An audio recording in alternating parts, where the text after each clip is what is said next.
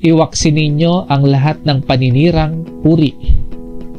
Yung paninirang puri, sa Tagalog ang Biblia, panglalait.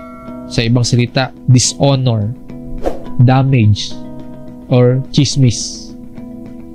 Paninirang puri.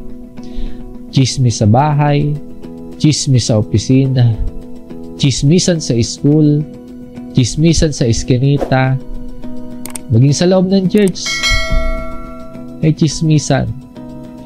Yung pakikipag-usap po na nakakasira na pala tayo ng imahe ng ibang tao, yun yung chismisan.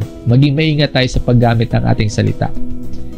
Lalo na sa pakikipag-usap natin sa komportableng tao na makausap natin. Yung mga taong malapit sa atin, yung palagay yung loob natin, na hindi na tayo nagiging maingat sa mga binibitawan nating salita. Tapos nasisira pala natin yung pagkatao ng iba. So, maging maingat po.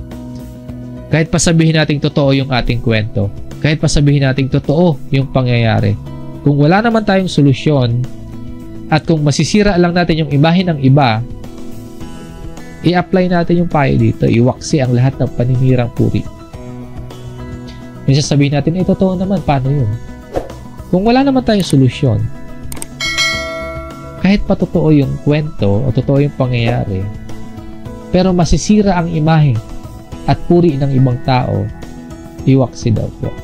Kung hindi maganda ang lalabas sa ating pananalita, wag na lang nating sabihin.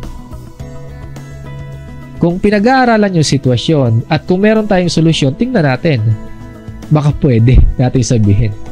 Pero kung makakasira lamang yun sa puri ng iba, kung papangit yung pagkatao ng iba dahil sa sasabihin natin, ialisin natin, iwaksi natin. Totoo man yan, lalo na kung hindi totoo, wag po tayong maging instrumento para masira ang puri ng ibang tao.